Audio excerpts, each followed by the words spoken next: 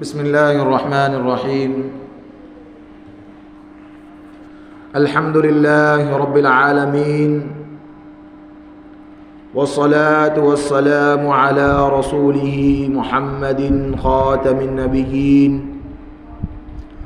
وإمام المتقين وقائد الغر المحجلين وعلى آله وأصحابه أجمعين. أما بعد، فقد قال الله تعالى في كلامه المجيد والفرقان الحميد: أعوذ بالله من الشيطان الرجيم، بسم الله الرحمن الرحيم. وسخر لكم الفلك لتجري في البحر بأمره وسخر لكم الأنهار وسخر لكم الشمس والقمر دائبين وسخر لكم الليل والنهار.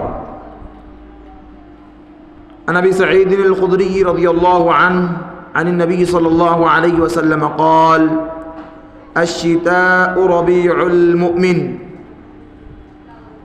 وأخرجه البيهقي وزاد فيه: طال ليله فقامه وقصر نهاره فصامه، أو كما قال النبي صلى الله عليه وسلم: اللهم رب اشرح لي صدري ويسر لي أمري واحلل عقدة من لساني يفقه قولي.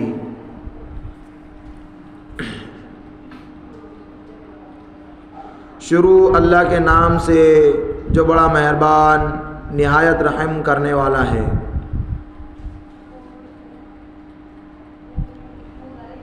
درود شریف پڑھ لیجئے۔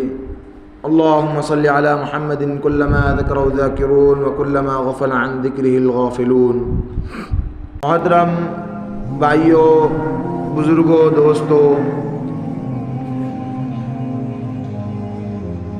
اللہ تعالیٰ کا بے انتہا احسان ہوا، کرم ہوا، فضل ہوا کہ اللہ تعالیٰ نے ہم کو کچھ دیر کے لیے اس کی اس کائنات میں اور اس کی اس بادشاہت میں ہمیں اس کی بات کو اور اس کے رسول کی بات کو سننے، سمجھنے اور اس پر عمل کرنے کی توفیق مرحمت فرمائی۔ دعا کرے کہ اللہ تعالی ہمیں صحیح صحیح کہنے اور آپ کو صحیح صحیح سمجھنے اور ہم سب کو اس پر صحیح صحیح عمل کرنے کی توفیق عطا فرمائے۔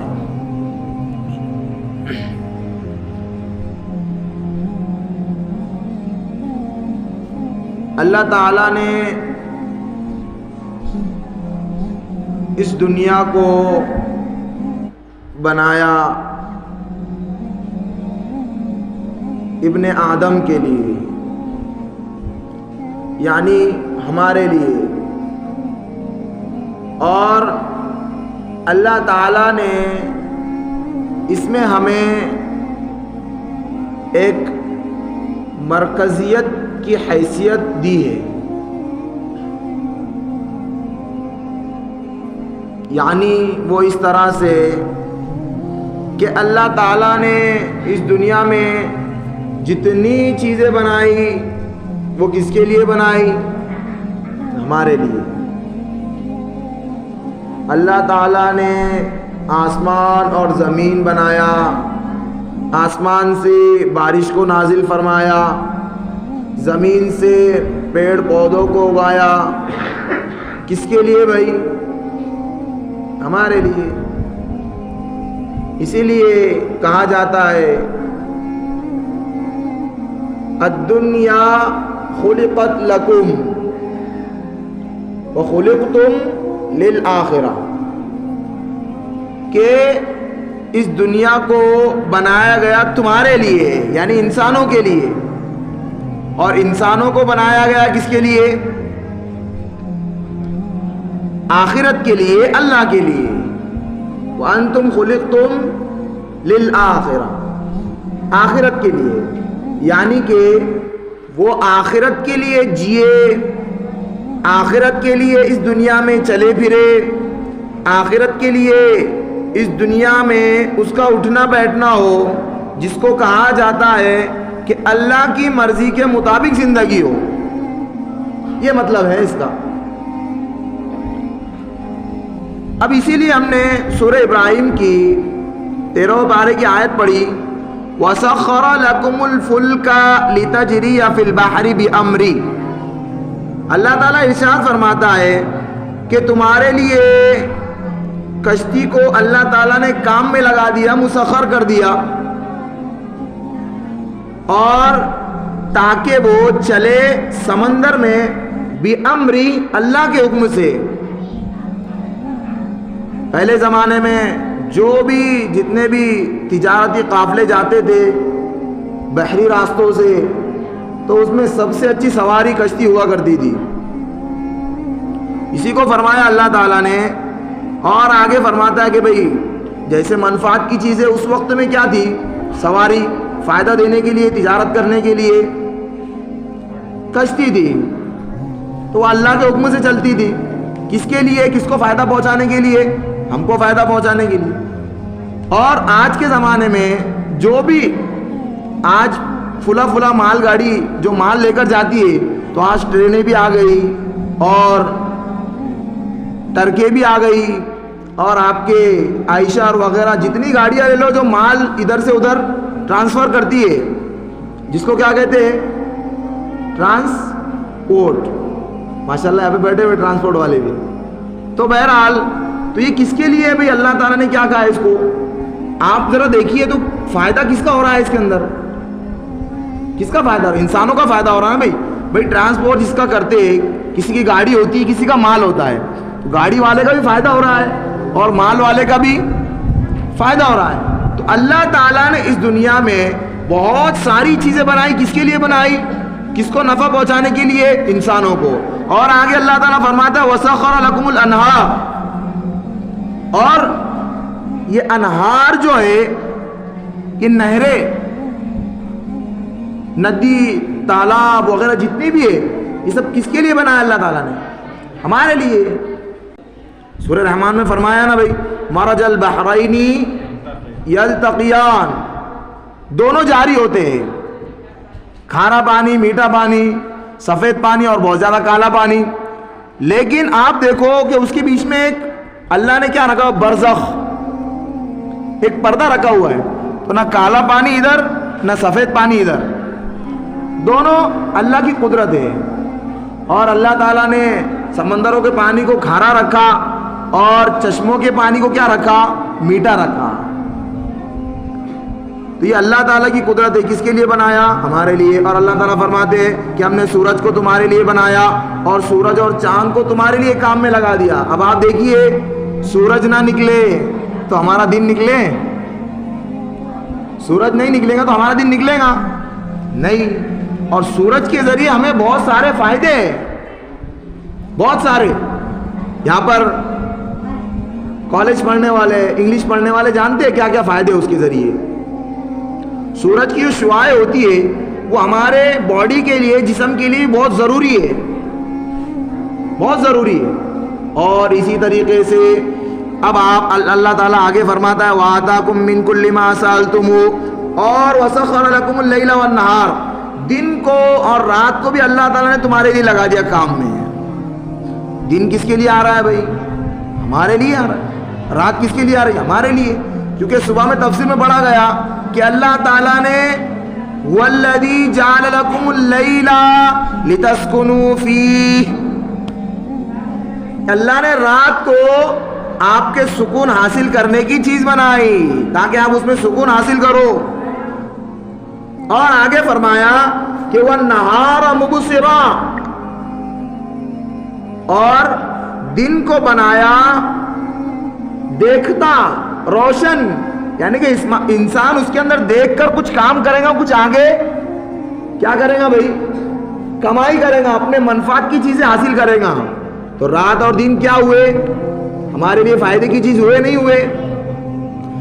اسی طریقے سے آگے اللہ تعالیٰ فرماتا ہے کہ وَآتَاكُم مِّن كُلِّ مَا سَأَلْتُمُوهُ، اور اللہ تعالیٰ تم کو عطا کرتا ہے ہر وہ چیز جو تم مانگتے ہو، سب کچھ عطا کرتا ہے اللہ دنیا میں، سب کچھ۔ وَإِن تَعُدُّوا نِعْمَتَ اللَّهِ لَا تُحْصُوهَا، اور اگر تم اللہ کی نعمت کو شمار کرنا چاہو، ابھی تو اللہ تعالیٰ نے تھوڑی تھوڑی نعمتیں بتا رہے ہیں اللہ تعالیٰ اس آیت کے اندر، کشتی، پھر دن رات، سورج، چاند سے بھی ہمارا بہت نفع وابستہ ہے. چاند نہ ہو تو ہمارے رمضان کے روزے کیسے سمجھ میں آئے کہ نکل رہے ہو رہے، رمضان کا چاند نظر آیا نہیں آیا. تو آپ فرما رہے ہیں تم اس کو شمار نہیں کر سکتا اگر شمار کرنا چاہو. اللہ کی اتنی ساری نعمتیں ہیں، اسی میں سے اللہ تعالیٰ کی ایک نعمت ہے جو آج ہم جس میں ابھی فی الحال سانس لے رہے، وہ کون سی نعمت ہے بھائی؟ کون سی نعمت ہے بھائی؟ ٹھنڈی. سوٹر پہن کر بیٹھے ہوئے نا بھائی، ٹھنڈی لگ رہی کہ نہیں فی الحال؟ تو ٹھنڈی بھی، یہ جو سرد کا موسم ہے، یہ بھی اللہ تعالیٰ نے ہمارے لیے بنایا، ہمیں فائدہ پہنچانے کے لیے بنایا. اس لیے کہ اگر مان لو ایک سوال کیا جائے کہ بھائی آپ کو کیا پسند ہے، سرد کا موسم پسند ہے یا گرم کا موسم پسند ہے یا پھر بارش کا موسم پسند ہے؟ ہم بول نہیں سکتے اس کا جواب، کیونکہ ضرورت ہم کو سب کی ہے، ہر موسم کی ضرورت ہے، خزاں کے موسم کی بھی ضرورت ہے، اور یہ اللہ تعالیٰ نے ہمارے لیے بنایا، صرف اور صرف کس کے لیے بنایا؟ ہمارے لیے بنایا.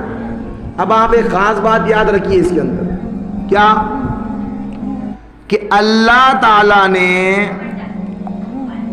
جو سرد کا موسم بنایا ہے اس سے ہم کو جسمانی اعتبار سے فائدہ ہے، بہت زیادہ ہے، اور دنیاوی اعتبار سے بھی بہت زیادہ فائدہ ہے.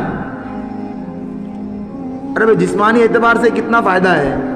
سرد کا موسم نہ ہو، صرف چلے بس گرمی گرمی گرمی گرمی چلے، تو سب کی چمڑیاں کیسی ہو جائے؟ جیسے اب یہ بوڑھا ہو گیا، اس کی عمر ختم ہو گئی. ارے ہوگا نہیں ہوگا؟ دھوپ معمولی دھوپ نہیں ہوتی ہے. اسی لیے اللہ نے سرد کا جو موسم بنایا ہمارے لیے فائدہ مند ہے. سرد کے موسم میں بہت ساری چیزیں، بہت ساری بیماری آتی ہے جو ہماری باڈی کے لیے، آج کی سائنس اس کو تسلیم کرتی ہے، جو ہماری باڈی کے لیے ضروری ہے. چھینک جو ہوتی ہے یہ بھی انسان کو آنی چاہیے، زیادہ نہیں آنی چاہیے لیکن کبھی کبھی اس کا بھی آنا چاہیے، یہ بھی نزلہ ہونا چاہیے، زکام ہونا چاہیے، تاکہ وہ اندر کی جتنی بیماریاں وہ سب ایک ساتھ کیا ہو، چھینک کے ذریعے باہر آئے. اور چھینک بھی اللہ تعالیٰ کی بہت بڑی نعمت ہے. ہم جب چھینکتے تو آپ دیکھ لیجئے ہماری جو آنکھیں ہوتی ہے وہ لگ جاتی ہے، بند ہو جاتی ہے. کسی میں ہمت ہو تو چھینک کر بتائے اور آنکھ کو ایک دم مضبوط اور کھلی کھلی چھینک کر بتائے. ہے بھائی؟ نہیں. آدم علیہ السلام کو بھی سب سے پہلے یہی نعمت عطا ہوئی تھی، سب سے پہلے چھینک آئی تھی. اسی لیے اللہ تعالیٰ نے کیا حدیث رسول میں فرمایا کہ بھائی جس کو چھینک آئے وہ کیا کہے؟ الحمدللہ. اور جو اس کے الحمدللہ کو سنے وہ کیا جواب دے؟ یرحمک اللہ. الحمدللہ کا کیا مطلب ہے؟ کہ اتنی خطرناک چھینک تھی، اگر آنکھ کھول کے اگر میں چھینکتا تو میرے جو دیدے ہوتے وہ باہر آ جاتے. یہ اللہ کی نعمت ہے کہ اللہ نے آٹومیٹک ایسا سسٹم بنا لیا کہ جیسے آپ کو چھینک آ رہی ہے تو آپ کی آنکھیں آٹومیٹک لگ رہی ہے، خود بخود لگ رہی ہے. اگر کھلی کی کھلی رہ جائے تو آپ کے پورے دیدے باہر آ جائیں تو اس پر کیا کہو؟ بھائی اللہ کا شکر الحمدللہ. پھر سامنے والا سن رہا ہے اس کو تو یرحمک اللہ، بھائی اللہ نے تجھ کو بچایا تو اللہ تیرے پہ رحم کرے ڈبل، یرحمک اللہ. پھر سامنے والے کا جس کو چھینک آئی تھی اس کا کام کیا ہے؟ یہدیکم اللہ ویصلح بالکم. اللہ آپ کو بھی ہدایت دے اور آپ کے بھی حالات کو کیا کرے؟ درست کرے. کتنی عظیم نعمت ہے. ایک ایک نعمت کو شمار کرنا چاہے بندہ نا تو نہیں کر سکتا. تو ہماری بات چل رہی تھی سرد کا موسم. اس کے اندر ایک سرد کے موسم میں ایک خاص بات رہتی ہے. وہ کیا ہوتی ہے کہ اس کے دن چھوٹے ہوتے ہیں اور اس کی راتیں کیا ہوتی ہے؟ بہت بڑی بڑی ہوتی ہے. آپ سو جاؤ اور رات میں اٹھ کر دیکھو کیا بج رہا ہے، 2 ہی بج رہے ہیں، 3 بج رہے. ارے ہوتی کہ نہیں ہوتی بھائی؟ تو اسی کو ہمارے لیے فائدہ مند بنایا گیا. میں نے کہا دنیاوی اعتبار سے، جسمانی اعتبار سے بھی فائدہ مند ہے. جو رات میں بہت ساری رات جاگتے، دیر رات تک جاگتے، ان کے لیے بھی فائدہ ہے؟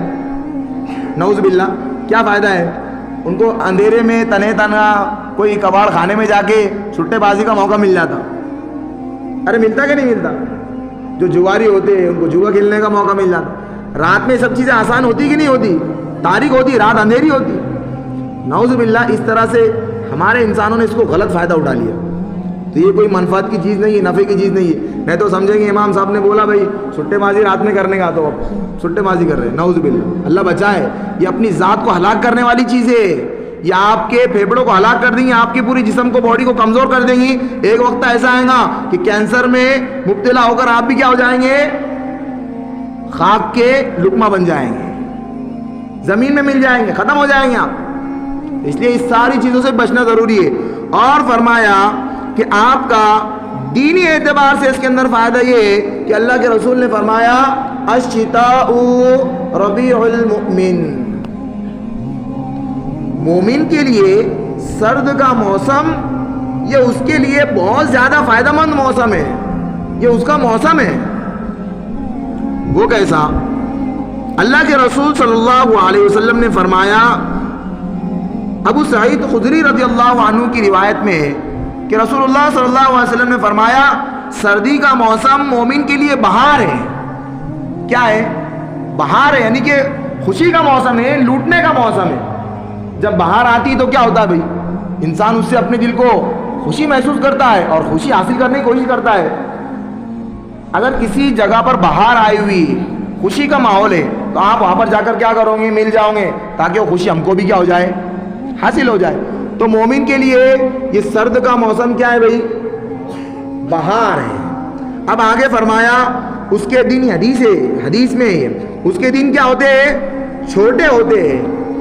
اس کے دن کیا ہوتے ہیں؟ سرد کے دن چھوٹے ہوتے ہیں، جن میں روزہ رکھ لیتا ہے بندہ مومن، یہ اس کے لیے بہار ہے۔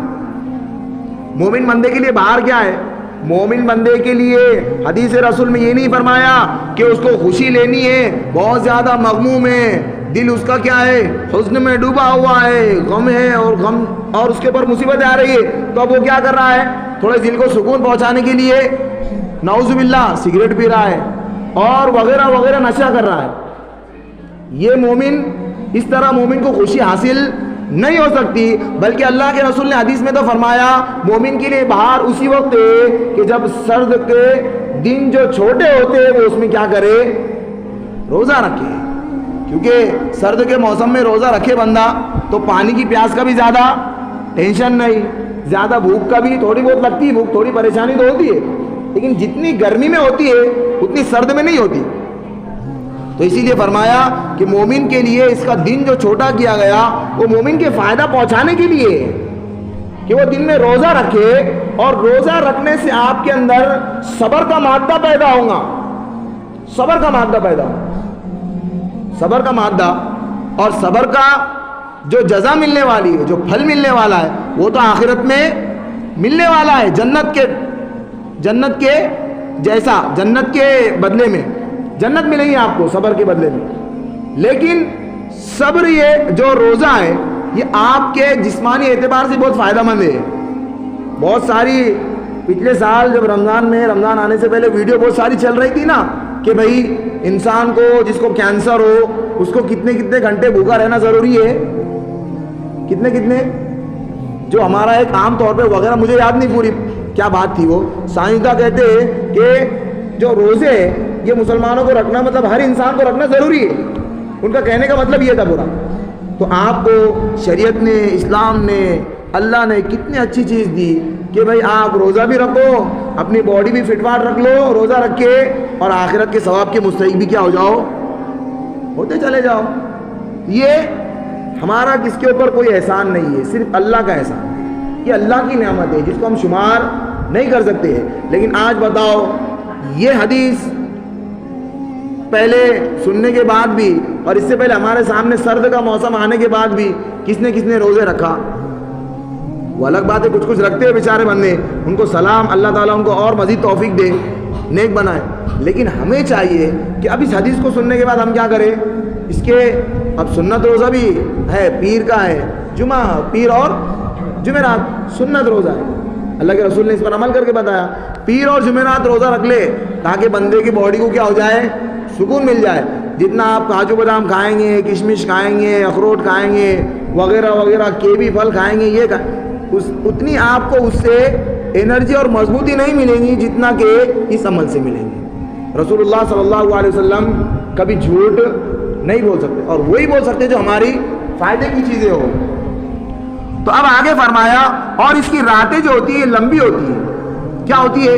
اس کی راتیں لمبی ہوتی ہے جس میں کہ مومن بندہ یہ بہاروں کو لوٹتا ہے، وہ قیام کرتا ہے، یعنی تہجد کی نماز ادا کرتا ہے. یہ اللہ کے رسول نے فرمایا. تو آج ہم خود سوچے یہ اللہ نے اتنا بہترین موسم ہم کو دیا، سرد کا موسم، ٹھنڈ کا موسم، تو ہم نے اس میں کتنا فائدہ اٹھایا، اس میں ہم نے کتنا فائدہ اٹھایا. ہم تو ہے کہ بس ظاہری طور پہ جسم کو بچانے کے لیے سویٹر وغیرہ خرید لیتے اور چادر وغیرہ اوڑھ لیتے، لیکن اللہ تعالیٰ نے ہم پر کتنا احسان کیا کہ اللہ تعالیٰ نے ہم کو اتنی ایک اچھی چیز بتلائی کہ بھئی آپ ہمیشہ گناہوں میں پڑے ہوئے رہتے. دنیا ایسی ہے کہ اس کے جھانسے میں جو چلا گیا اس کی بدبو کچھ نہ کچھ اس کے اندر بھی آ جائے. تو اللہ نے ہمیشہ موقع موقع سے انسان کو پاک کرنے کی کوشش کی ہے. ہمیشہ اللہ اور اس کے رسول نے ہمیشہ یہ کوشش کی ہے کہ بندہ مومن کیا ہو، ہمیشہ پاک ہو. اور فرمایا تیسرا عمل، نمبر 1 پر عمل آیا سرد کے موسم کا عمل. بندہ اس میں کیا کرے، دن میں روزہ رکھے، اور بہت لمبی رات ہے، تھوڑا سو جائے اور آخری پہر میں کیا کر لے، 2 رکعت تہجد پڑھ لے یا نوافل پڑھ لے. اور تیسرا عمل وہ حضرت عبید ابن عمیر کی روایت ہے، وہ فرماتے ہیں کہ جب سردیوں کا موسم آتا تو کہتے کہ اے قرآن والو، یعنی اے قرآن پڑھنے والو، تمہاری راتیں قرآن پاک کے لیے لمبی ہو گئی، بس تم قرآن میں وقت گزارو اور روزہ رکھنے کے لیے دن چھوٹے ہو گئے تو تم روزہ رکھو. یعنی کہ یہ رات ہمیں قرآن پڑھنے کے لیے بھی ہمارے لیے مشروع کی گئی کہ بس سردی کی جو رات ہوتی ہے وہ لمبی ہے، تو آپ تہجد پڑھو، اس کے اندر قرآن پڑھو. اگر تہجد میں قرآن پڑھنا نہیں آتا تو اکیلے میں تنہائی میں قرآن پڑھ لے بھائی بندہ. اور آپ اس کو محسوس کرنا، تہجد میں جو بندہ تہجد پڑھتا ہے اور تہجد میں قرآن پڑھتا ہے اس کا ایک مزہ ہی الگ ہوتا ہے، وہ بیان نہیں کر سکتا وہ بندہ. یہ تہجد کی برکت ہے. ہم اس کو سردیوں کو موسم کو ہم نے ایسے ہی گوا دیے اور گوا رہے، لیکن اب ہمارے پاس جتنا موقع ہے ہم اس کو کیا کریں، روزہ رکھنے میں گزارے.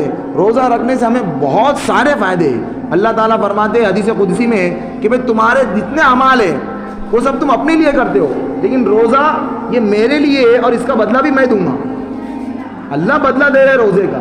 تو ہمیں چاہیے کہ ہم روزہ بھی رکھیں، اور روزہ رکھنے کی پریکٹس ہو جائیں گی. اب رمضان بھی ہمارے سامنے آنے والا ہے تو اس کے ذریعے ہمیں کیا ہو جائیں گے، پریکٹس ہو جائیں گے. پھر رمضان کے لیے ہم روزہ رکھتے چلے. اور اسی کو فرمایا حضرت معدود رحمۃ اللہ علیہ فرماتے کہ اگر 3 چیزیں نہ ہوتی تو میں اگر مکھی بھی بن جاتا تو مجھے کوئی احساس، کوئی پرواہ نہیں ہوتا. 3 چیزیں نہ ہوتی. اب آپ دیکھیے کون سی چیز بتلا رہے ہو. نمبر 1 پہ فرمایا گرمیوں کی دوپہر کی پیاس. گرمی میں روزہ رکھے بندہ تو کس طرح سے پیاس لگتی ہے انسان کو. اگر یہ نہ ہوتی تو مجھ کو اگر مکھی بھی بنا دیا جاتا تو میں بن جاتا. یعنی کہ انسان بنانے کے بعد میں آپ کو گرمی میں جو روزہ دیا گیا اور روزے میں جو پیاس کی شدت دی گئی اس کو وہ محسوس کر رہے ہیں. یعنی اتنے اللہ نے ان کو اتنا عشق دے دیا، اتنا تقویٰ دے دیا کہ وہ اس کو محسوس کر رہے ہیں. یہ ہمارے لیے ضروری ہوتی. یعنی کہ انسان کے لیے کیا ہے بھائی، پیاس کی شدت میں روزے کی حالت میں اللہ کے لیے تڑپنا یہ مکھی بننے سے زیادہ بہتر ہے. بات سمجھ میں آ رہی بھائی؟ تو یہ بہت. اور نمبر 2 پر فرمایا سردیوں کی راتوں کا قیام، یعنی سردیوں میں تہجد پڑھنا اور نوافل پڑھنا، اللہ سے دعائیں کرنا، اور یہ اس کا مزہ ہی کچھ الگ ہوتا ہے. تو ان کو مزہ محسوس ہو گیا تھا. اور نمبر 3 پر فرمایا قرآن مجید پڑھنے کی لذت. کیا فرمایا؟ نمبر 3 پر قرآن مجید پڑھنے کی لذت. تہجد میں جو قرآن مجید پڑھنے کی لذت جو محسوس ہوتی ہے وہ آپ کو پورا دن پڑھنے میں وہ مزہ نہیں آئے، اور رات میں پڑھنا ہی اس کا ایک لذت محسوس ہوتی ہے. وہ ایک مرتبہ محسوس ہو گئی تو بندے کے سامنے کیا دنیا، کیا اولاد، کیا پیسہ، یہ کوئی معنی نہیں رکھتا. ہمارے جو پہلے اسلاف گزرے، جو اکابر گزرے، ان کو یہ لذت، ان کو یہ چسکا لگ گیا تھا. جیسے ہمارے بہت سارے لوگوں کو، ہمارے یہاں پر جتنے نوجوان ہیں ان کو لت لگ جاتی ہے پوڑی، بار وغیرہ، تمباکو، سگریٹ. تو ایسی ان کو عادت لگ گئی تھی نماز کی، اور راتوں میں نماز پڑھنے کی، اور دن میں روزہ رکھنے کی، اور اسی طریقے سے آپ لے لو تہجد کے ٹائم پر قرآن پڑھنے کی۔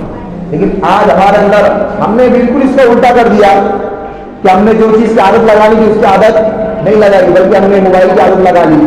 حالانکہ یہ ہمارے اسلام میں بالکل بھی نہیں ہے۔ آپ کے سامنے جو حدیث پیش کی گئی وہ اسی میں پیش کی گئی کہ بھائی سردیوں کے موسم میں ہمیں یہ عمل کرنا ہے۔ تو سردیوں کے موسم میں دن چھوٹا ہوتا ہے، دن میں روزہ رکھ لے بندہ، رات میں بہت لمبی راتیں ہوتی ہے، تھوڑا جلدی سو جائے، موبائل سائڈ میں رکھ کر، موبائل ضرورت کے مطابق چلا اس کو سائڈ میں رکھ کر جلدی سو جائے اور جلدی اٹھ جائے، تہجد پڑھ لے، پھر اللہ سے دعا کرے، جس کو قرآن پڑھنا آتا ہے وہ تہجد میں قرآن پڑھے۔